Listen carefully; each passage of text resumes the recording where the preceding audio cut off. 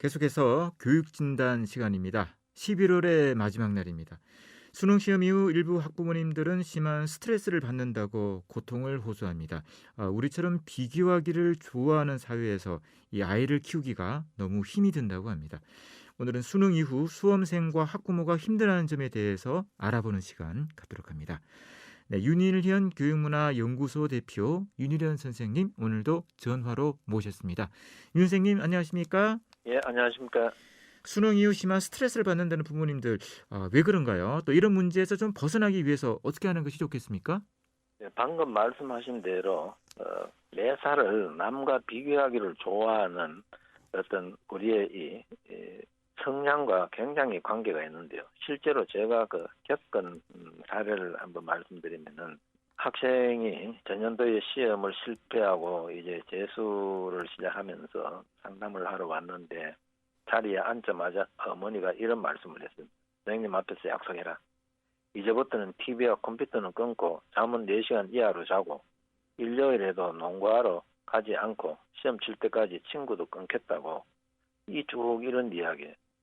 그리고 선생님 이해가 오늘 정신이 번쩍 들도록 좀 꾸짖어주시고 마음을 다잡아주세요. 얘는 정말 게으릅니다. 머리는 좋은데 운동과 친구를 너무 좋아해요. 지금처럼 살면 절대로 대학에 갈 수 없고 인생이 끝장난다는 걸 좀 확인시켜주세요. 초등학교 때 얘보다 못했던 친구 아이는 고등학교 가서 펄펄 날다가 명문대 의대에 갔어요. 걔는 공부밖에 몰라요. 3년 내내 단 하루도 4시간 이상 잔 적이 없대요. 가외도 안 받고 학원도 거의 안 다녔는데 그거 생각하면 정말 속상해 죽겠어요. 자, 방금 네. 제가 드린 이 말씀을 보면은 이게 과연 사실일까라는 3년 내내 4시간 이상 잔 적이 없다는 것은 있을 수 없습니다. 사실은 이 나이에 학생들이 하루에 6, 7시간 자도 잠이 모자라는데 이 4시간 자고는 견딜 수가 없습니다. 그리고 놀지도 않고 쉬지도 않고 책만 잡고 공부했다. 이게 과연 말이 되는가? 그래서 제가 어머니께서 그 말씀할 때 그 학생이 누구인지를 저도 아는 학생이었습니다. 잘 아는 학생인데, 그 학생은 역시 잘 놀고 잠도 푹 자고 이런데, 말이 이렇게 돌아다니다가, 4시간 이상 잔 적도 없다. 뭐, 놀지도 않고 계속 공부했다. 이런 식으로 와전이 되는데, 우리 사회에서 이 성공담은 굉장히 판에 박힌 전형성을 가집니다. 특히 수험생의 경우는 잠 적게 잤다. 예를 들면은 놀지 않고 토일에도 책상에 앞에서 공부만 했다. 이런 이야기를 하는데 이런 게 결국은 학생과 그 이야기를 듣는 부모님을 얼마나 힘들게 하는가를 잘 모른다는 것이죠. 네. 그래서 누구나 비슷한 것 같지만 차이가 있기 때문에 남의 성공담이나 아니면 이런 이야기는 좀 걸러서 듣고 내 아이에게 맞는 어떤 이런 것들을 기본적인 것을 다시 점검하고 살펴보는 게 더 낫다는 걸 조금 말씀드리고 싶습니다. 네. 이 공부도 스스로가 주체가 돼야 할 텐데요. 공부든 일이든 자신이 주체가 되지 못하고 객체로 전락하게 되었을 때 이 소외됐다는 말을 많이 쓰지 않습니까? 자, 그렇습니다. 이 교육에서 이 소외 어떤 의미가 있을까요? 예, 사실 지금 방금 소외 말씀을 하시는데 이제 지금쯤 우리도 이 문제를 한번 본격적으로 생각해 볼 필요가 있다고 생각합니다. 인간 소외란 이 자유로운 존재로서의 인간, 즉 주체로서의 인간이 객체로 전락하게 되는 현상을 말합니다. 자, 예를 들어 보면 원신들은 어떤 물건을 만들 때 재료를 구하고 다듬는 일에서 이 완제품이 나올 때까지 모든 단계에 주체적으로 관여합니다. 한없이 힘들고 어려운 과정이지만 작업을 끝냈을 때는 창조의 기쁨을 느낄 수 있고 또 가슴에는 이 성취의 희열을 맛볼 수 있습니다. 그런데 산업혁명 이후 분업이 가속화되면서 인간은 거대한 공장에서 이 조립 공장 같은 데서 하나의 부품으로 전락하게 되었습니다. 이 자동차 조립 공장에서 어느 특정 부품의 조립만을 담당하고 있는 노동자는 노동의 과정이 단순 반복 작업이기 때문에 일이 지루할 뿐만 아니라 이 완제품이 나오고 자신이 그것을 만들었다는 창조의 기쁨을 잘 느끼지 못합니다. 그래서 창조의 주체인 인간이 거대한 조립 공장의 부품, 즉 객체로 주체가 객체로 전락되었다. 이걸 우리가 흔히 노동의 소외라고 이야기를 합니다. 네. 그러면 교육에서 소외란 무엇인가? 역시 노동의 소외와 같이 견주어서 생각해 보면 학생의 입장에서 한번 생각해 보겠습니다.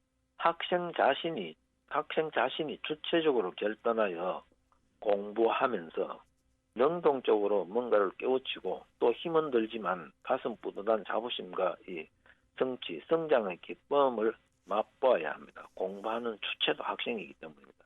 그런데 우리 현실은 어떠냐 하면 이 교육이 과열되면서 학습의 주체인 학생은 객체로 전락했습니다.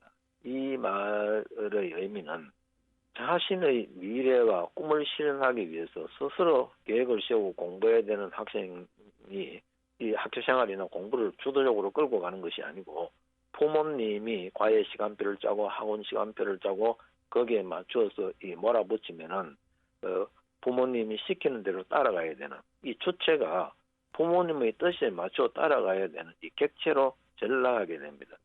그래서 부모님의 한을 풀기 위해서 또 지금 부모님 세대는 가문을 빛내기 위해서 뭐 또 모교의 명예를 위해서 이런 식으로 될 때 이 주체인 학생이 하나의 그 수단, 이 객체로 전락하게 되는데 이걸 바로 교육에서의 소외라고 말할 수 있는데 네. 실제로 우리 부모님들은 자신의 한을 풀기 위해 맹목적으로 자식을 몰아붙인다거나 학생 개개인의 성향과 취향은 무시한 채 획일적인 방법을 강요할 때 이 주객이 전도되는 소외가 교육 현장에서 발생하게 됩니다. 일요일에 늦잠을 좀 자고 싶지만 부모님의 잔소리가 싫어서 일부 학생은 가정의 평화를 위해 할 수 없이 독서실이나 도서관에 나가서 거기서 자는 학생이 있습니다. 이 학생은 부모님의 눈에 띄지 않는 곳에서 공부에 몰두하지 않고 엎드려 졸 수 있기 때문에 나가는 것이죠.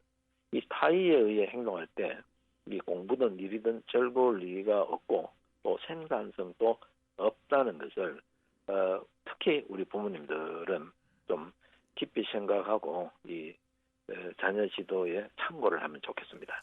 네. 그러면 교육에서의 소외 문제를 해결하기 위해서는 좀 어떤 점들이 필요하겠습니까? 예, 학생을 지도하는 부모와 교사는 분위기를 조성해주고 이 적절한 조언을 해주되 최종적인 선택과 결정은 학생 스스로 하도록 도와줘야 합니다.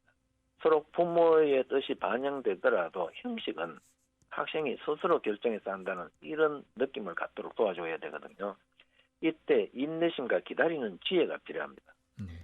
조급하게 모든 것을 해결하려 할 때 이 학생은 반항하는 경향이 있습니다. 학생은 누구를 위해 공부를 해준다는 생각을 또 버려야 됩니다.